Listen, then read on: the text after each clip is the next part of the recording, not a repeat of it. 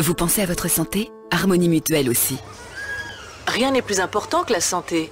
Mais aujourd'hui, pour avoir la santé, faut avoir les moyens. Et quand on les a pas, qu'est-ce qu'on fait? C'est pas vraiment normal tout ça. Chez Harmonie Mutuelle, bénéficiez de remboursements rapides et performants, notamment en optique et en dentaire. Harmonie Mutuelle, première mutuelle santé de France. Le grand direct de l'actu avec Jean-Marc Morandini.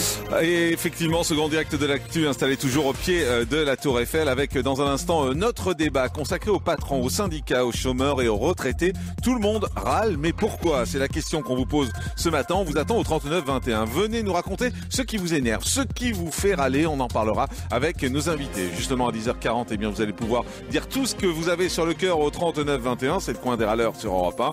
10h45, notre invité face à vos questions, c'est Philippe Glohagen. Vous le savez, c'est le fondateur du guide du routard. Eh bien, on va s'intéresser aux Français qui changent leurs habitudes de vacances. Alors, quelles sont les nouvelles habitudes? Est-ce que cela vous inspire? Vous-même, avez-vous changé vos habitudes de vacances? On vous attend au 39-21, standard d'Europe 1. 10h57, ce sera le dernier mot de l'actu avec Thomas Joubert. Europe 1, Jean-Marc Morandini. le grand direct de l'actu. Les employés de la Société Générale sont en grève aujourd'hui contre l'austérité salariale et pour peser sur l'avenir du pacte social. Hier, on apprenait que les urgentistes appelaient une grève illimitée à partir du 22 décembre. La SNCF est également en grève. Bref, il faut ajouter tout cela à une liste déjà longue de mécontents. Les patrons, les buralistes, les retraités, les chômeurs, les professions libérales, les familles, les parents d'élèves et autres contribuables. Bref, tout le monde râle. Mais alors, pourquoi râlez-vous précisément? Appelez-nous au 39-21 pour nous le dire. Est-ce que ce sont les impôts? Est-ce que ce sont la politique du gouvernement et les décisions qui vous font râler? 39-21, standard d'Europe 1. Pour en parler avec nous, Daniel Simonet, bonjour. Secrétaire national du Parti de gauche. Face à vous, Géraldine Poiraud-Gauvin, bonjour. Bonjour. Conseillère régionale UMP d'Île-de-France. Géraldine Poiraud-Gauvin, si tout le monde râle aujourd'hui, finalement, est-ce que c'est pas parce que c'est très français et que le français râle tout le temps, ou est-ce qu'il y a de vraies raisons? Je pense qu'il y a de vraies raisons, Jean-Marc, même si ce qu'on entend finalement, ce n'est qu'une minorité. Il y a toute cette majorité silencieuse qui va peut-être pas râler, qui peut pas faire pression, qui peut pas faire grève, qui peut pas coincer et bloquer le système, mais qui, dans les urnes, va s'exprimer. Et c'est ça qui fait très peur, parce qu'en général, quand les gens mécontents s'expriment, c'est vers les extrêmes qu'ils se tournent, et notamment le Front National. Mais tout le monde râle. Est-ce que c'est possible que personne ne soit content? Ça veut dire quoi? Que la politique est totalement à côté de la plaque, ou que finalement c'est une politique plutôt juste et qui sanctionne tout le monde parce qu'on est dans une situation difficile? Je crois qu'il y a de bonnes raisons de râler, parce qu'il y a un sentiment général d'injustice. Et après, les gens vont chercher des boucs émissaires. Alors, par exemple, les immigrés deviennent des boucs émissaires, l'Europe, les patrons, chacun trouve son bouc émissaire et les raisons de son sentiment d'injustice, les bourreaux en quelque sorte de ces Français qui n'en peuvent plus. Non, je crois qu'il y a un sentiment d'injustice généralisé parce qu'il n'y a pas de décisions courageuses qui sont prises, parce qu'il y a une exemplarité des politiques qui est catastrophique. Les politiques montrent une très mauvaise image, même les syndicalistes. Je rappelle que vous êtes conseillère régionale UMP, hein? Oui, tout à fait. Voilà. Les politiques montrent une très mauvaise image. Et alors, je vais vous dire, sur tous les bancs, enfin quand même, depuis que François Hollande est arrivé au pouvoir, c'est toutes les semaines que nous avons droit à un nouveau scandale, à une nouvelle affaire, alors qu'on devait avoir la République exemplaire. Donc je crois que les Français supportent mal toutes les contraintes qu'on leur impose, parce que ceux qui sont censés les représenter, tant au niveau syndical qu'au niveau politique, ne montrent pas l'exemple. Daniel Simonet, secrétaire national du Parti de gauche, tout ça c'est la faute de François Hollande? Rien ne va plus depuis que François Hollande est là, nous dit Géraldine Poiraud-Gauvin. Alors, je crois que les choses allaient très mal déjà sous Sarkozy. Et en fait, elles s'aggravent sous François Hollande parce que finalement, c'est les mêmes recettes libérales qui sont poursuivies. Finalement, on avait un président de la République qui a gagné les élections parce que les hommes et les femmes se disaient on va enfin se débarrasser des politiques de Sarkozy. Et puis, on a un candidat qui dit qu'il va s'attaquer à la finance. Et finalement, il ne s'attaque pas du tout à la finance, il ne s'oppose pas aux directives libérales européennes et il aggrave la libéralisation de notre économie, il aggrave les politiques d'austérité. Donc les gens souffrent. La souffrance des gens, elle s'est aggravée.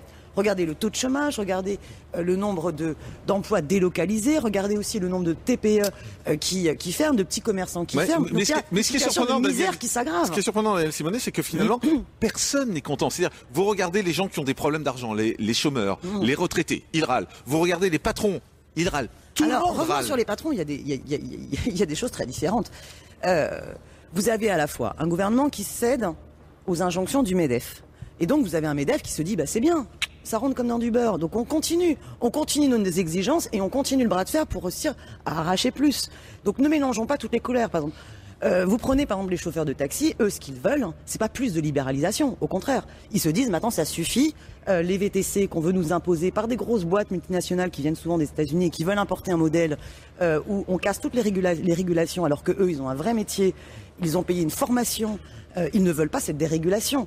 Donc, ne mélangeons pas tout. Aujourd'hui, ce que les hommes et les femmes veulent, c'est qu'il y ait une autre distribution des richesses et que la promesse de s'attaquer à la finance soit faite, alors que justement, on voit qu'il y a une 5e République complètement pourrie au sommet, ou par du pantouflage, où finalement on a des évadés fiscaux qui imposent des mesures fiscales injustes. Alors, on va aller au 39-21, on va continuer à en parler bien évidemment, vous aussi, hein, si vous faites partie de ces mécontents, patrons, syndicats, chômeurs, retraités ou salariés, venez nous dire pourquoi. On va prendre Elisabeth. Bonjour Elisabeth. Oui, bonjour, ça me fait rire, la distribution des richesses.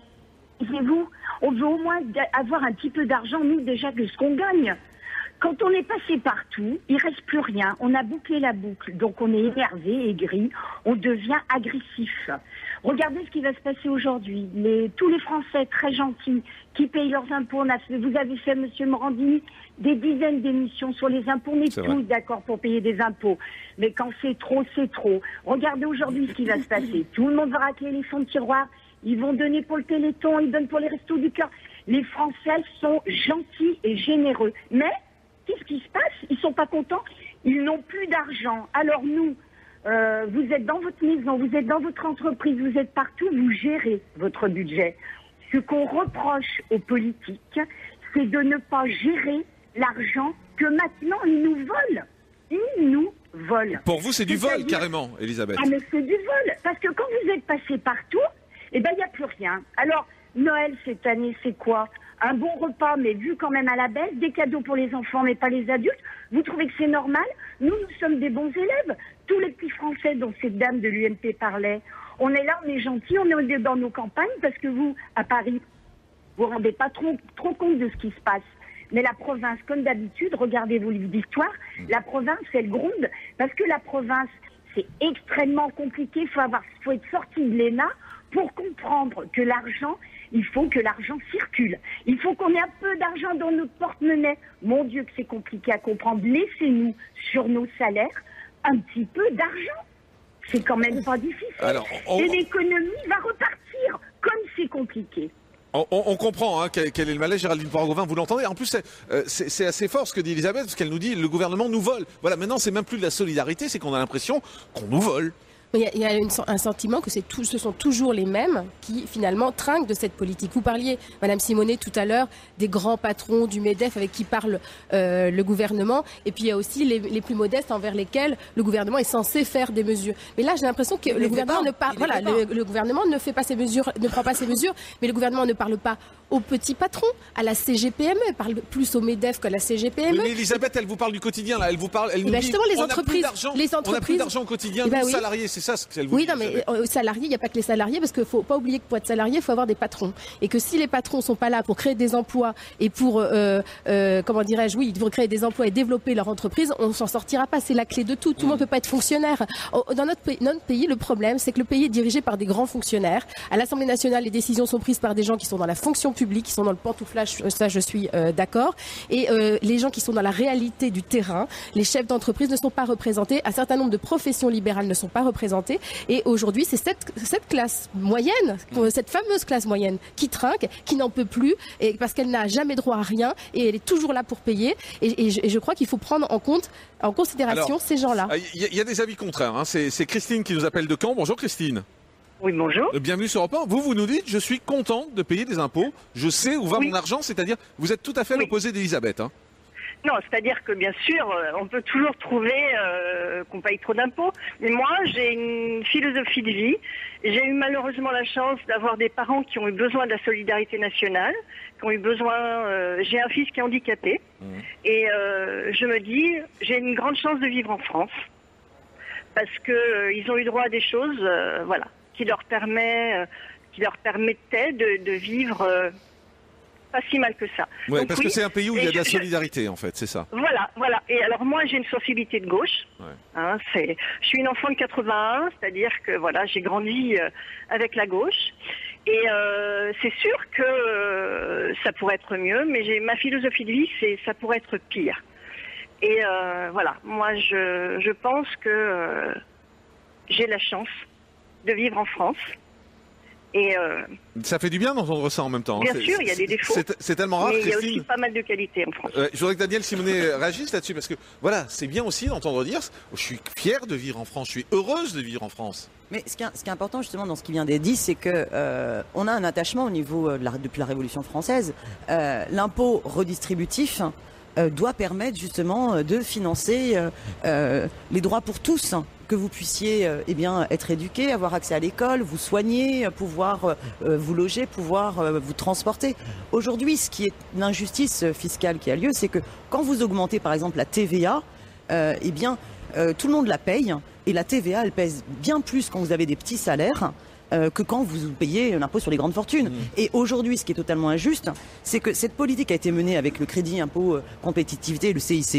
Et bien finalement, c'est des cadeaux et un virement pour que les actionnaires puissent redistribuer les dividendes, qui n'est absolument pas relancé dans le circuit. Et on est dans une situation où finalement, les plus riches deviennent de plus en plus riches. Et pendant ce temps-là, les salaires sont en berne, le chômage explose, les minima sociaux n'ont pas été augmentés, et donc le nombre de personnes, et d'hommes et de femmes qui souffrent au niveau des fins de mois est catastrophique, pendant que d'autres s'enrichissent impunément. Alors, cette injustice-là, sous un gouvernement qui se prétend de gauche, est totalement inacceptable. Il y a plusieurs raisons pour lesquelles les gens râlent, on les entend. On va prendre Michel qui nous appelle de Nantes. Bonjour Michel. Oui, bonjour. Bienvenue sur Europe 1. Vous vous dites qu'il y a deux sujets précis qui me font râler, ce sont lesquels? Ah oui. Alors là, pour le coup, maintenant, il y en a presque un troisième. Ah bon, je vais juste faire une phrase sur ce que je viens d'entendre. Oui. Je suis content d'entendre que l'on vit dans un pays ultra libéral, comme a dit Madame Simonet, vu que pour moi, je suis à peu près dans le pays un des pays les plus communistes au monde. À partir du moment où l'école est gratuite, quand on est en situation de difficulté, l'école est gratuite, les repas des enfants en difficulté sont gratuits, les transports sont gratuits quand on est en difficulté. Quand on est étudiant, moi j'ai été étudiant boursier jusque l'os, et ben, tout était quasiment gratuit, mon logement était payé.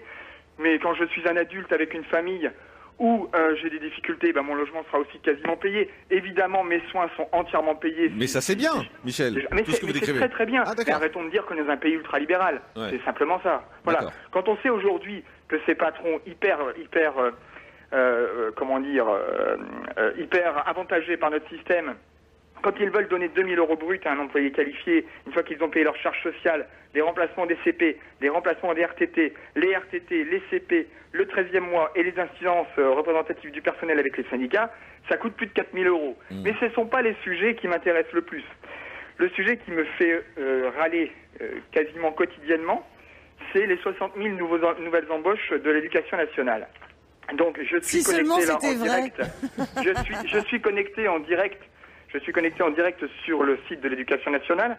Et donc, en août 2013, nous avions 12 213 300 élèves pour 841 700 enseignants. C'est-à-dire un enseignant pour 15,5 élèves. Ouais. On a tous des élèves avec 30. Voilà. Alors, si vous faites le calcul, ça fait 177 000 profs, c'est-à-dire un quart des effectifs, qui ne sont pas devant les élèves. Alors, où sont-ils? Alors, vous avez la malchance, Madame Simonet, d'avoir quelqu'un qui a eu l'occasion de travailler dans des établissements où on avait des enseignants qui n'étaient pas devant les élèves. Alors le travail quotidien d'un enseignant qui n'est pas devant un élève, c'est quoi aujourd'hui? Par exemple, pour les créations de classes de découverte et centres de vacances. Un enseignant aujourd'hui qui n'est pas devant un élève réserve des bus, réserve des skis pour les classes de neige, réserve des hôtels pour les hébergements, ou alors peut faire de la formation BAFA. Daniel Simonet fait nom de la tête pendant que vous parlez. Ah bon, c'est nom de la tête? Mais bien sûr, Est-ce que vous voulez des adresses de rues où vous allez pouvoir trouver ces gens? Mais je vais continuer, parce que les formations BAFA, vous engouffrez dans les formations jeunesse et sport des centaines et des centaines de gens qui trouveront jamais de boulot.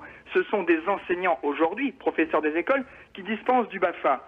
Des BTS tourisme qui trouveront jamais de travail sont tout à fait à même de réserver des hébergements, des sessions de kayak et la négociation pour les bus et les transports de ces mêmes gens. Juste, Michel, pour que le dialogue s'instaure, je voudrais que Daniel Simonet réponde à cette première partie déjà.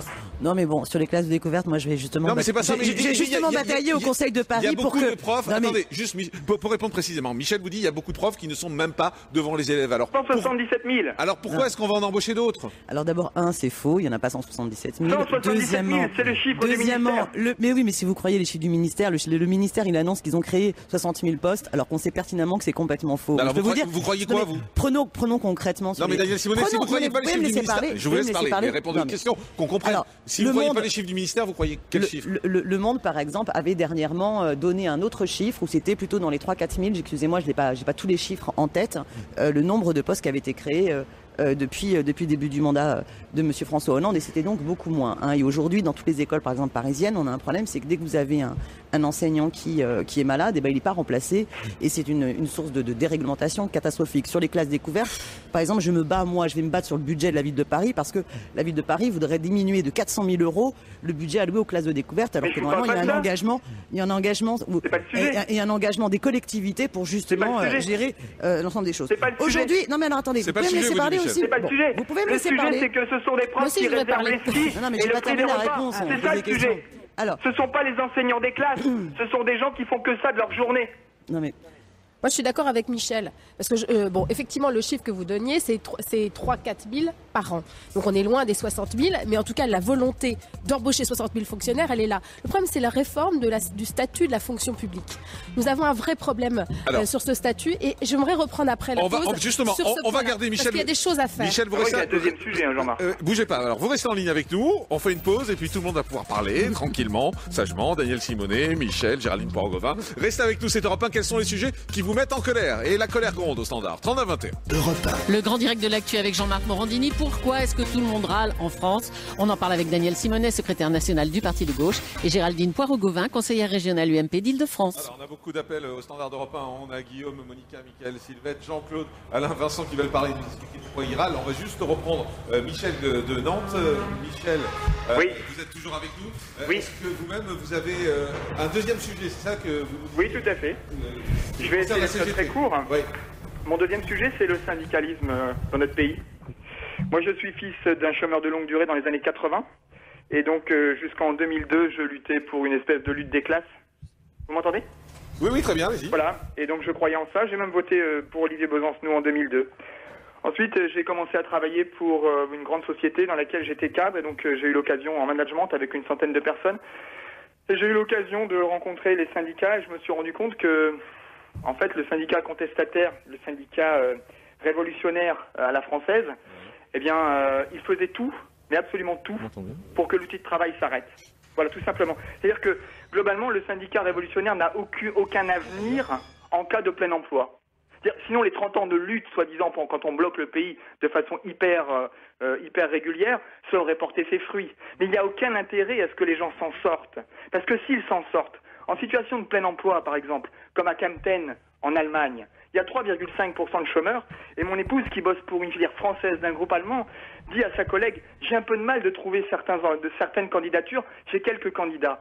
Et la dame de répondre « Moi, je n'ai aucun candidat. Et ça fait très longtemps que ça dure, parce que moi, j'ai 3,5% de chômage, et on embauche déjà à des prix exorbitants, et on n'arrive pas à trouver de candidature. Alors, donc le travail est un peu plus libéré là-bas. Mais quand on est en situation de plein emploi, les forces se rééquilibrent entre employeurs et employés.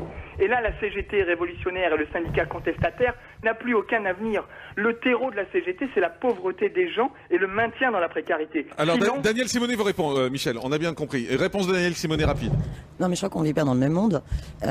Moi, ce que je constate, on n'est pas dans le même monde, du tout. Moi, franchement, alors là, du tout, parce que par exemple, je vous demande, je vous parle par exemple d'une lutte que j'ai soutenue dernièrement à l'hôtel Royal Monceau, qui est un hôtel de luxe à Paris, où les salariés qui sont payés au lance-pierre, au SMIC, sont dans un hôtel de luxe qui dégage des bénéfices mirobolants, où la chambre d'hôtel est à 20 000 € la nuit, quand les salaires vraiment piétinent. Et ben la bataille, elle a permis de gagner une augmentation de 2 € de l'heure. Alors c'est pas une norme de 2 € de l'heure, mais quand vous êtes vraiment râlez pas crête du SMIC, c'est important. Donc moi, le syndicalisme que je constate dans ce pays, bien sûr, il rame, c'est dur. La lutte, elle est dure, elle est raide. Mais quand je vois, les syndicats font rien pour être admirés non plus. Vous rigolez ou ce qui pas? se passe à la CGT. Très bien. Et ben très bien. Et ben moi, vous savez quoi? Moi, Moi, je on se pense dit qu'il y a quand même un problème. à la CGT des Contis qui sont battus contre les délocalisations. Je pense. Oui, mais les gens pensent au bureau du patron de la CGT. Ils pensent au logement du patron de la CGT. Ils pensent à la prime du patron de la CGT. Mais surtout vous, avec la publicité que vous faites là-dessus. C'est pas de la pub. Et pour autant, ils vont régler les problèmes en interne. C'est bien de dénoncer le patron, mais c'est bien de dénoncer également ce qui se passe au sein de la CGT. Eh ben, j'ai bien l'impression qu'ils sont en train de prendre le pas pour régler ces problèmes en interne. Et ils ont bien raison. C'est une honte pour le syndicalisme. Mais moi, je peux vous dire qu'aujourd'hui, par exemple, sur le travail du dimanche, il y a une grosse manifestation qui va avoir lieu le 16 décembre. Et je peux vous dire qu'ils vont être nombreux. À la fois les salariés et les petits commerçants qui vont s'y rejoindre et qui pensent que le syndicalisme, si on peut dire quelque chose dans cette émission. Non, parce que j'aimerais bien aussi vous dire que on a le sentiment, Daniel Simonet, que vous défendez tout le temps des intérêts catégoriels, au lieu de défendre l'intérêt général. Et c'est ça le problème. C'est-à-dire que je crois que dans toutes les professions du monde, il y a des avantages et des inconvénients. Les fonctionnaires ont des avantages, les patrons ont des avantages. Tout le monde a des petits avantages. Si un jour, tous se disaient, on est dans une situation catastrophique, chacun va mettre entre parenthèses provisoirement ces quelques avantages sur lesquels la situation n'est pas catastrophique pour tout le monde, madame. Mais non, mais attendez, la situation est peut-être pas catastrophique, mais pour la grande majorité des gens. Oui, donc et c'est pour ça que oui, c'est ce dont mais vous défendez des intérêts catégoriels. Oh non, pas. Et les syndicats ne représentent personne. Ils sont subventionnés. Le jour où ils vivront que des cotisations des adhérents, des syndiqués, et ben là, ça sera pas le même syndicalisme. Allez, on va faire une pause, on va se retrouver. Des subventions, madame. On fait une pause, on se retrouve dans un instant sur Europe 1. À tout de suite. Le grand direct de l'actu avec Jean-Marc Morandini. Pourquoi est-ce que tout le monde râle en France? Qu'est-ce qui pousse les Français à manifester ou à faire la grève? On en parle avec Daniel Simonet, secrétaire national du Parti de gauche, face à Géraldine Poirot-Gauvin, conseillère régionale UMP d'Île-de-France. Et effectivement, je vous précise également, si vous nous rejoignez, que c'est une émission un peu exceptionnelle puisqu'on est installé au pied de la Tour Eiffel à l'occasion du Téléthon. Donc on est dans une situation, une configuration un peu particulière de quelques soucis de micro. Parfois, on va au standard justement, on continue à se demander pourquoi tout le monde râle aujourd'hui. Bonjour Vincent. Oui, bonjour. Bienvenue sur Europe 1. Pourquoi tout le monde se plaint finalement? C'est la faute aux politiques? Moi, j'ai l'impression que tout le monde se plaint parce qu'à longueur de journée, je vous écoute tous les jours. J'entends des gens qui n'ont jamais travaillé en entreprise, qui n'ont jamais investi de l'argent personnel et qui ont des avis sur tout. Et bien sûr, sur tout ce qui va pas. On met jamais en avant en France les choses qui vont bien. On a un service public qui fonctionne bien. On a des écoles, la santé. Moi, j'habite dans le Cantal. Vous êtes blessé au fin fond du Cantal, vous avez un hélicoptère qui intervient dans les 15 minutes. Et j'en suis content. J'ai une école à proximité. J'ai des services publics. J'aurai une retraite peut-être. Je pense que je l'aurai. Il y a des gens qui ont droit à l'allocation chômage. Il y a une sécurité sociale. Moi, je suis artisan. J'ai 5 jours de carence quand je suis malade. Les fonctionnaires en ont 0. C'est injuste. Liberté, égalité, fraternité. Mais je me plains pas. C'est comme ça. J'ai fait un choix d'être artisan. Et à partir de là, tout le monde fait des choix. C'est difficile. C'est vrai. Il faut le reconnaître. Il y a des positions pas agréables à vivre. Mais ce qui me désole, c'est que tous les syndicalistes, les politiques, voire les journalistes, nous rabâchent à longueur de journée que ça va pas. Alors, le gouvernement, quel qu'il soit, prend une décision, on cherche pas à voir ce qui est positif dans cette décision, on trouve toujours le négatif. Les syndicalistes, ils représentent rien en France. Ils se battent, soi-disant, pour les salariés du privé, pour l'usager quand c'est la SNCF, pour des choses qui mettent en avant pour se rassurer. Mais ils se battent, et ce que disait votre invité tout à l'heure, avec de l'argent public, ils gèrent leurs associations, leurs syndicats avec leur propre argent. Vous verrez qu'il y aura beaucoup moins d'intéressés pour y aller, pour se battre. Et ils se battent pour défendre leurs avantages à eux. Il faut arrêter de nous amuser. À côté de ça, il y a des choses qui vont bien. Et il faut le dire, les choses qui vont bien. Il y a un contrat qui sera certainement signé pour vendre des bateaux et fabriquer des bateaux à Saint-Nazaire. Et bien ça, il faut le mettre en avant. Vous l'avez fait d'ailleurs aujourd'hui. Et donc, voyons les choses qui vont bien. Et là, les gens vont retrouver la gagne. Vous croisez des gens tous les jours, moi, des collègues artisans, des clients. Tout le monde, alors, et toi, ça va pas? On se rassure avec ça. Moi, j'ai géré une équipe de vente pendant 25 ans. Les commerciaux s'appelaient entre eux pour dire, et toi, tu vends pas? Mais et je me battais tous les jours, parce que c'était la politique de la petite entreprise dans laquelle j'étais, de dire, ben non, regarde ce qui va bien, tiens, toi t'as réussi pour ça, pourquoi t'as réussi pour ça? Et là on retrouve la gagne, et on redonne le moral à tout le monde, et c'est comme ça qu'on s'en sortira. C'est pas avec des gens qui ont des idées toutes faites sur tout, parce que les politiques, les syndicalistes, ils savent tout, ils ont des avis sur tout, mais ils sont déphasés complets. Redonnez-nous le moral, redonnez-nous confiance. Alors, Géraldine Poirot-Gauvin réagissent, conseillère régionale UMP. Voilà, les politiques sont coupables aussi dans cette affaire. Ouais, non, mais moi, je dis pas que les politiques sont exempts de toute responsabilité. D'abord, Vincent, je voudrais vous féliciter parce que ça fait du bien d'entendre votre discours et c'est aussi ce qui donne envie à des élus de s'engager pour les Français, les gens qui reconnaissent qu'il y a des choses qui se passent bien en France. Évidemment, il y a des tas de choses à améliorer. Il faut penser à ceux qui souffrent. Mais moi, je sais que les artisans, je pense à tous ceux qui reçoivent leur appel de cotisation RSI, par exemple, qui pèsent quand même sur beaucoup d'artisans, de gens ou de professions libérales ou de commerçants qui essaient de créer de leur entreprise, des micro-entreprises et qui sont complètement, qui croulent sous les charges et pour lesquels c'est très difficile. Donc moi, je trouve que c'est défaitiste encore. Mais non, en fait, mais vous avez le discours qui est l'inverse de ce que dit Vincent. Non, mais ce que Vincent vous dit soyez positif. Moi, non, mais il faut être positif. Et vous parlez des gens qui croulent sous les charges. Non, mais moi, je parle des gens qui croulent sous les charges parce que c'est ceux que je rencontre dans mes permanences, que je rencontre sur le terrain. Et je dis que Vincent, bravo, parce que vous avez un discours positif, mais qui est quand même assez exceptionnel. Maintenant, je pense que moi, je suis dans un parti politique. Allez-y, Vincent. Attendez, Vincent répond. Allez-y, Vincent. Hier, j'avais un ami de Lyon au téléphone qui était comme moi. Moi, je me mets en colère tous les jours quand j'écoute la radio sur mes chantiers. Je me mets en colère tous les jours parce que je suis un passionné, parce que j'ai envie que ça avance aussi. Et le RSI, moi, je viens de prendre le rappel. Il y a la trésorerie, il faut l'avoir. Mais je fais avec. Et à côté de ça, il y a d'autres choses qui vont bien. Moi, je me régale sur mes chantiers. J'ai des projets, j'ai plein de projets d'avenir. Et il y a beaucoup de gens qui ont des projets. Mais là, vous me dites, faut les aider, justement, les gens qui ont des projets. Faut les aider, les encourager. Mais le problème, c'est que le gouvernement aujourd'hui fait pas ce qu'il faut pour encourager ceux qui prennent des initiatives et qui sont à l'initiative. Moi, je suis dans un parti politique qui est l'UMP, qui est en reconstruction et qui a vocation à pas parler à des intérêts catégoriels, à mettre les Français les uns contre les autres. Et c'est un parti politique qui a vocation à parler à tous les Français, aux patrons, aux salariés, aux personnes qui sont en situation modeste, aux fonctionnaires. Et nous, ce qu'on voudrait, c'est essayer de réconcilier cette France du privé et cette France du public. Alors, il ne faut pas oublier non plus les retraités. Bonjour, Jean-Claude. Les retraités aussi. Oui, bonjour. Bienvenue sur Europe 1. Vous êtes retraité. Oui, je suis retraité. Et pourquoi vous êtes en colère? Je suis en colère parce que Hollande a été élu sur des mensonges et des promesses.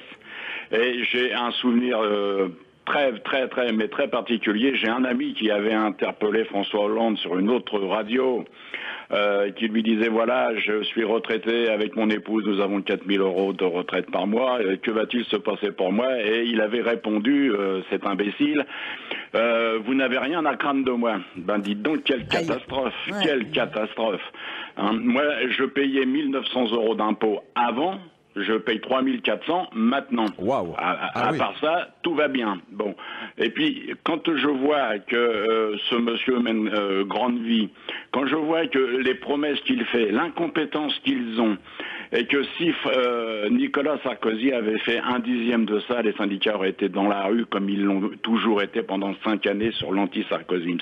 Quand on voit que la CGT, qui vit grassement de l'argent du public, c'est-à-dire de nous, et qui va faire des rénovations de travaux dans l'appartement de son secrétaire et puis il lui donne une prime de 100 000 € pour venir de Caen à Paris, c'est scandaleux, c'est de l'argent public qui est gaspillé comme bien d'autres.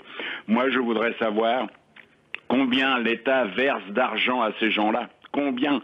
Ça doit être quand même important puisqu'ils représentent rien en France et qu'ils mettent un cirque comme c'est pas permis. Moi, monsieur Morandini, j'ai 68 ans, j'ai travaillé 43 ans.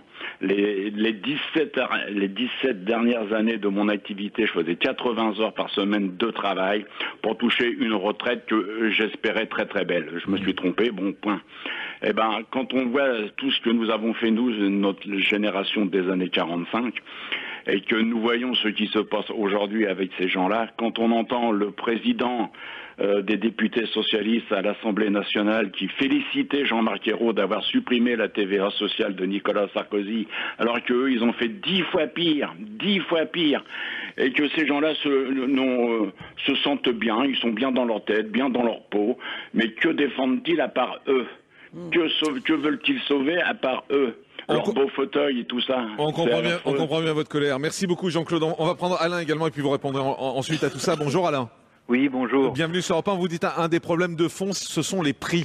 Bien sûr, on parle des impôts. Évidemment, les impôts sont élevés, mais on oublie de parler de l'essentiel. Les gens n'ont plus de fric et tout est cher. Tout est horriblement cher aujourd'hui. Regardez, je suis parisien et j'ai été multé dans le Nord il y a 6 ans. Il y a 6 ans, le péage Paris-Lille, c'était 7,50 €. Aujourd'hui, 6 ans après, c'est 16 €. Wow. Et tout est comme ça. Ouais. C'est de la folie. Les prix sont chers. Je travaille en centre commercial et je vois tous les jours et j'entends tous les jours les gens râler, mais parce que on ne fait pas baisser les prix. Et on n'a pas une politique de vouloir faire acheter français. Je vois le parisianisme ou le bourgeois ou les bourgeois qui, je suis pas communiste, hein, et qui se flattent d'avoir réussi quand ils peuvent se payer une grosse berline allemande, et plus personne ne parle de l'industrie automobile française parce qu'on ne parle que des grosses berlines allemandes, et tout le monde veut s'acheter une grosse berline allemande. Et après tout le monde dit merde, c'est la merde, comment ça se fait que Peugeot va encore licencier 2000 personnes? Eh ben oui, parce que tout le monde veut acheter de l'allemand et acheter autre chose que de la qualité française. Mais c'est très intéressant ce que vous dites, Alain, parce qu'on en parle assez peu finalement, Daniel Simonet, des prix. Parce qu'au fond, au fond, c'est un vrai problème. Les prix qui augmentent sans arrêt. On le voit tous au quotidien. On nous explique qu'il n'y a quasiment pas d'inflation en France, mais quand on va faire ses courses, on la voit, l'inflation. C'est cher. Et alors, Tout est très cher. Ouais, Vous vous rendez compte, une bouteille d'eau, ça vaut aujourd'hui 50 centimes d'euros une bouteille d'eau. Un litre et demi d'eau, ça vaut 50 centimes d'euros. Daniel Simonet vous répond. D'ailleurs, arrêtez d'acheter de l'eau du robinet en régie publique est bien meilleure. On l'avait expliqué dans le grand direct de la santé, voilà. effectivement. Et d'ailleurs, sur les budgets des ménages, ce qui explose le plus et ce qui est vraiment très très dur à supporter, c'est l'explosion des loyers. Or, pourtant, l'explosion des loyers, c'est pas une fatalité, hein. Il y a des mesures alternatives qui peuvent être mises en place. Plutôt que de détricoter la loi du flot, il est possible d'encadrer à la baisse les loyers et de considérer qu'il y a un intérêt général, le droit de se loger, qui prime sur l'intérêt de spéculer sur le logement et qu'il faut, au contraire, permettre à tout le monde d'avoir un toit et encadrer à la baisse ses loyers. Je voudrais revenir aussi sur ce qu'avait dit l'intervenant précédent, l'auditeur précédent, qui parlait justement de ces acquis du programme du Conseil national de la résistance, et un autre qui disait, mais en France, on a des vrais atouts, on a des services publics, on a une sécurité sociale. On l'oublie aussi. Donc, cet aspect-là positif, il faut s'y attacher. Aujourd'hui, il faut refuser qu'on nous casse ce Conseil national de la résistance. Il faut refuser qu'on nous casse les systèmes de retraite, où maintenant, avec M. Hollande, c'est plus 62 ans comme sous Sarkozy, c'est carrément 67 ans avant d'avoir sa retraite à taux plein. On peut revenir à une retraite à taux plein et augmenter les minima sociaux à 60 ans sans décote. Il faut au contraire mettre en place des mesures d'urgence alternatives où on redistribue les richesses, on relocalise l'économie et on fait de l'investissement qui soit utile écologiquement. On n'a pas parlé d'écologie, il y a un intérêt général, c'est justement notre écosystème.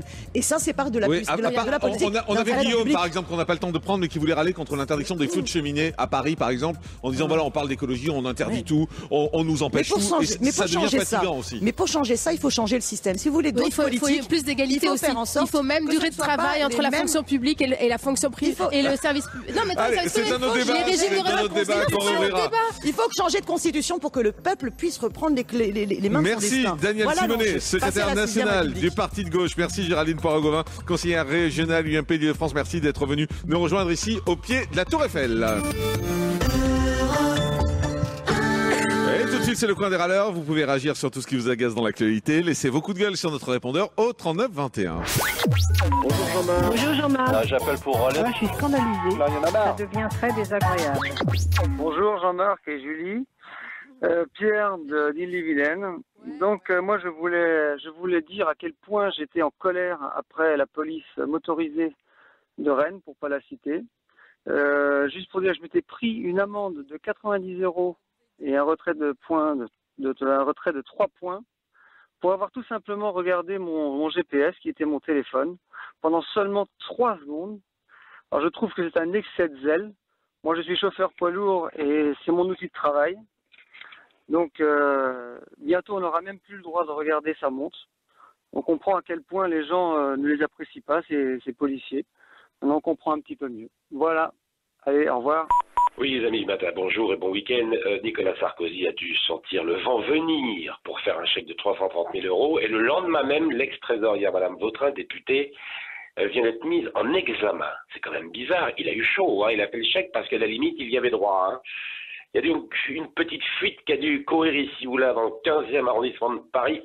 Attention, fais le chèque, sinon tu es mis en examen. Surtout que dans la hotte de Noël, il en a déjà quelques-unes. Donc, ça aurait